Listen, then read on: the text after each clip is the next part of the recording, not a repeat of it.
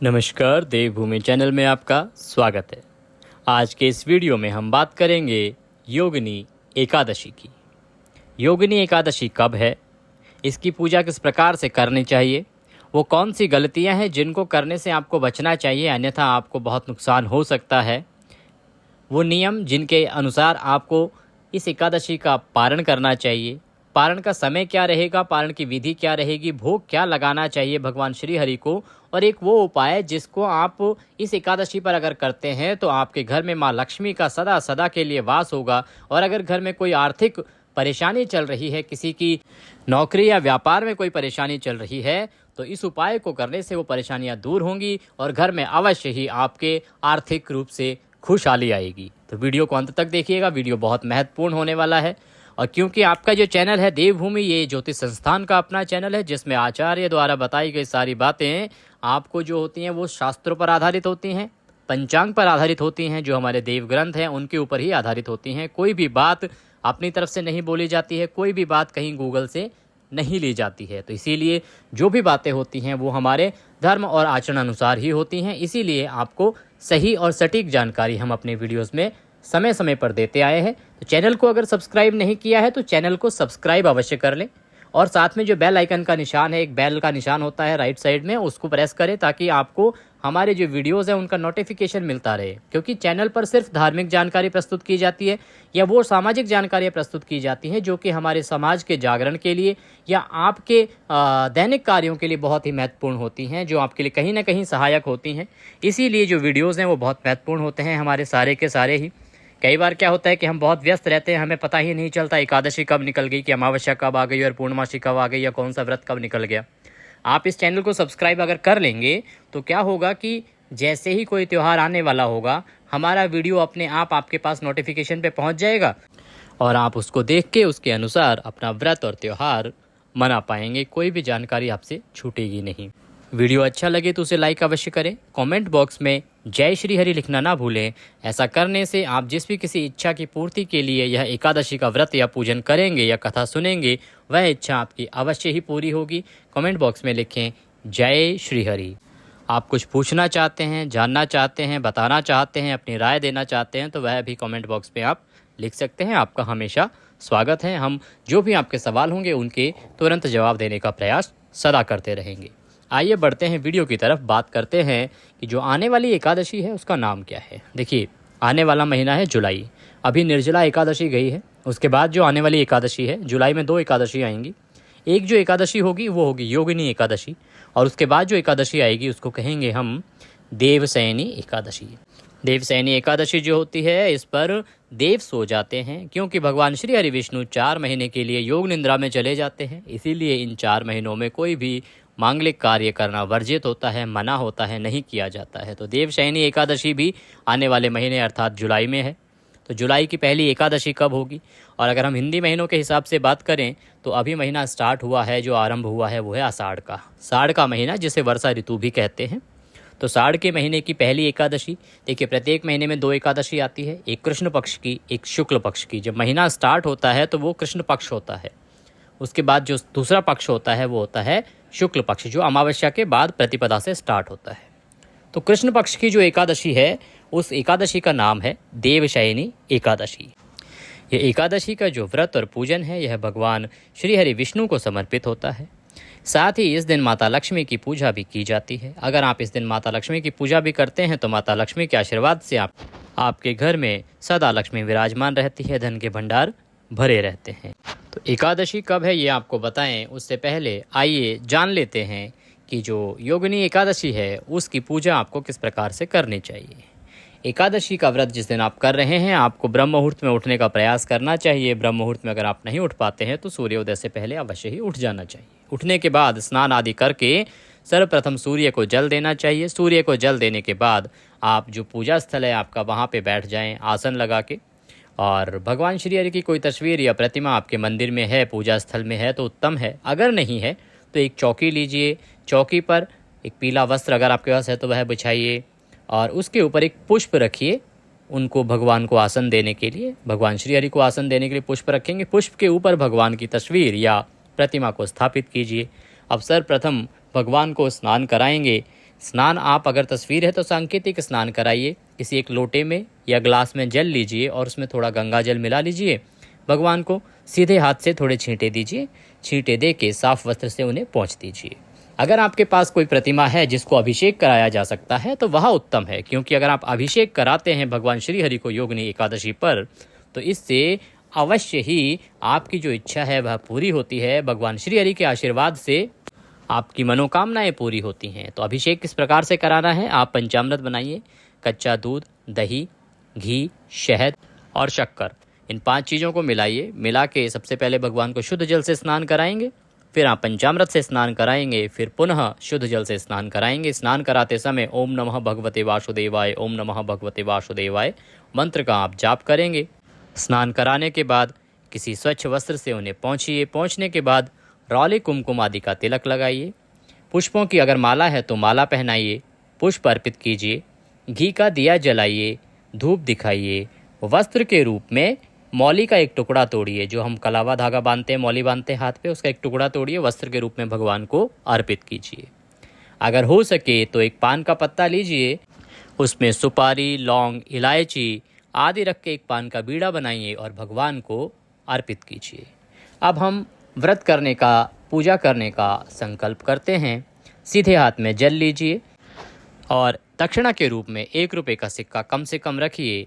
दूसरा हाथ उसके नीचे लगाइए और 3 बार बोलिए श्री विष्णु श्री विष्णु श्री विष्णु। अपना नाम, अपना गोत्र, अमुक स्थान, जिस स्थान पर बैठ के आप वह संकल्प कर रहे हैं वहाँ का मकान नंबर, क्षेत्र का नाम, शहर का नाम, अमुक वासरे, जो भी उस दिन वार है वह वार बोलिए। एकादशायाम पुण्यतिथियो, प्रभु आज के दिन में मैं योगिनी एकादशी का व्रत व पूजन करने का संकल्प करता हूँ या करती हूँ। जिस किसी उद्देश्य की पूर्ति के लिए आप व्रत कर रही हैं वह उद्देश्य दोहराएं और प्रभु से निवेदन करेंगे, प्रभु यह संकल्प स्वीकार करें, हम इसको अच्छे से कर पाएँ, इतना आशीर्वाद हमें प्रदान करें, और संकल्प भगवान के चरणों में छोड़ दीजिए।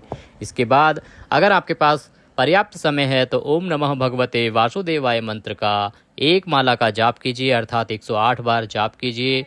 अगर जाप करने के लिए पर्याप्त समय नहीं है तो कोई बात नहीं, पर आप एकादशी की जो कथा है, महात्म्य है, उसको अवश्य पढ़ें और सुनें। अगर आपके पास कथा नहीं है तो आप हमारे चैनल पर प्रत्येक एकादशी की कथा सुन सकते हैं। हम प्रत्येक एकादशी की कथा अपने चैनल पर लाइव भी सुनाते हैं और वीडियो भी अपलोड करते हैं, जिसको आप कभी भी देख सकते हैं, सुन सकते हैं और अपना व्रत पूर्ण कर सकते हैं। कथा करने के बाद, कथा सुनने के बाद आप प्रभु की आरती कीजिए। भोग लगाने के लिए फल लाइए और फल से भगवान को भोग लगाइए। भोग के समय ध्यान रखें कि उसमें तुलसी का पत्ता, तुलसी पत्र होना आवश्यक है, और तुलसी के पत्ते को तोड़ने का नियम है कि एकादशी वाले दिन आप तुलसी माता को हाथ नहीं लगाएंगे। इसीलिए तुलसी का पत्ता 1 दिन पहले ही उतार के रख लें, अर्थात दशमी तिथि को तुलसी को हाथ लगा सकते हैं तो आप दशमी को ही तुलसी उतार के रख लीजिए।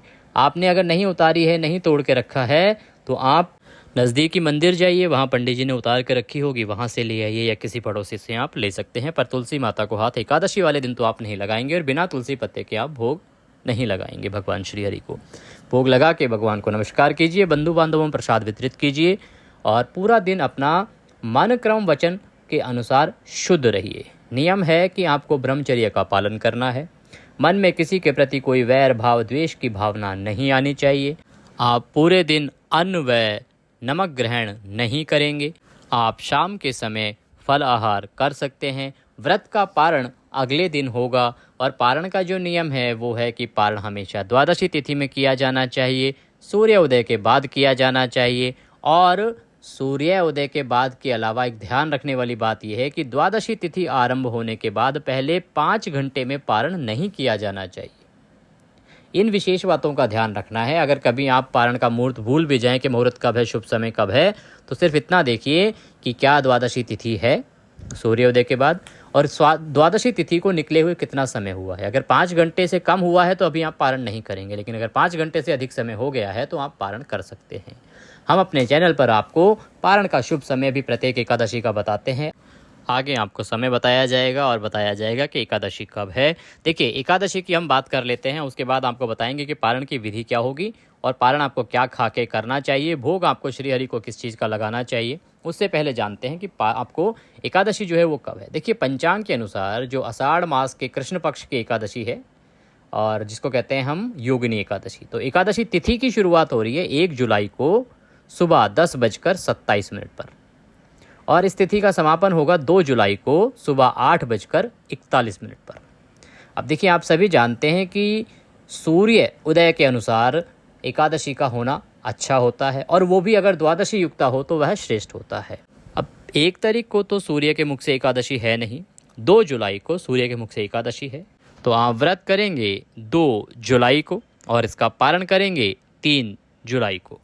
अब बात करते हैं कि आप पारण किस प्रकार से करेंगे। पारण के लिए आपको 3 जुलाई को सुबह सूर्योदय से पहले उठना चाहिए। स्नान आदि करने के बाद आपने जहाँ पूजा की थी वहाँ पे आसन लगा के बैठ जाइए, भगवान को स्नान कराइए, स्नान करा के पुनः उन्हें रौली कुमकुम आदि का तिलक लगाइए। अगर आपने अखंड ज्योत नहीं जलाई थी तो पुनः दिया जलाइए। दिया जलाने के बाद आप प्रभु को वस्त्र के रूप में काला हुआ धागा अर्पित कीजिए और भगवान को नमस्कार कीजिए। भगवान को नमस्कार करते हुए अब आप भगवान को भोग लगाएंगे। भोग में क्या बनाना है, देखिए, एकादशी वाले दिन जो व्रत है उस दिन आपका चावल खाना वर्जित होता है, उस दिन किसी को भी चावल नहीं खाना चाहिए। लेकिन द्वादशी को चावल का भोग श्री हरि विष्णु को लगता है।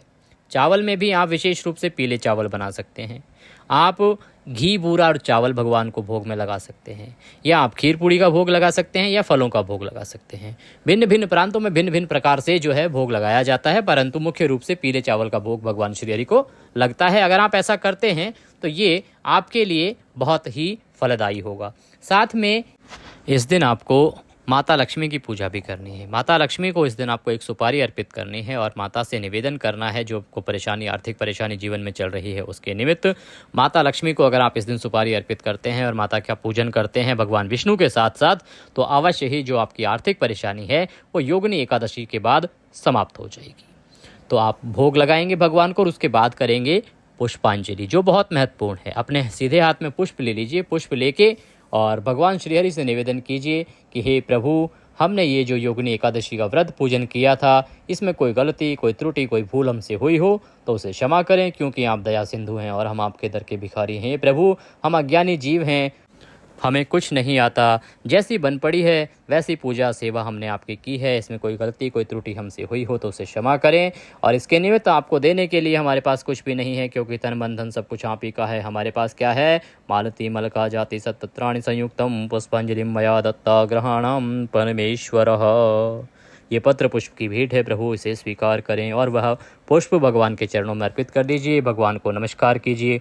पारण वाले दिन आप किसी ब्राह्मण को अगर निमंत्रण देते हैं और उनको भोजन कराते हैं और दान दक्षिणा देकर विदा करते हैं तो यह उत्तम होता है। अगर आप ब्राह्मण को नहीं बुला सकते हैं तो किसी मंदिर में या किसी ब्राह्मण जो नज़दीक में ब्राह्मण हो उसके घर जाके या मंदिर में जाके आपको दूध, केले या बिस्किट आदि के साथ दक्षिणा दान में देनी चाहिए। यह भी आपके पारण के साथ साथ अति फलदायी रहेगा। तो ये आप करेंगे, इस प्रकार से व्रत करेंगे, पूजन करेंगे, पारण करेंगे, अवश्य ही भगवान श्री हरि की कृपा आपको प्राप्त होगी और आपका जो व्रत है वह सफल होगा। अब बात करते हैं पारण की कि आप पारण कब करेंगे।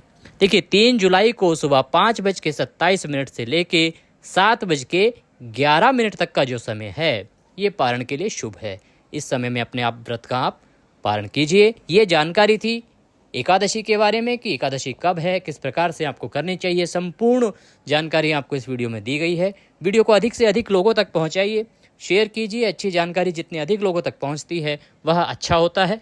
दिन भर में बहुत सारे वीडियो हम शेयर करते हैं, अगर अच्छी जानकारी लोगों तक पहुंचाते हैं आप और उससे कुछ लोग और लाभान्वित होते हैं तो उन्हें जो पुण्य प्राप्त होगा उसका कुछ पुण्य आपको भी प्राप्त होगा, क्योंकि आपके द्वारा वह जानकारी उन तक पहुंची थी। इसीलिए वीडियो को अधिक से अधिक लोगों तक पहुंचाइए। भगवान श्री हरि का आशीर्वाद आपको अवश्य प्राप्त होगा। भगवान श्री हरि की कृपा आप पर बनी रहे, उनके आशीर्वाद से आपके घर में भंडारे भरे रहें, आप सदा खुश रहें और जिस भी किसी इच्छा और कामना की पूर्ति के लिए आप एकादशी का व्रत कर रहे हैं भगवान श्री हरि उसको पूर्ण करें।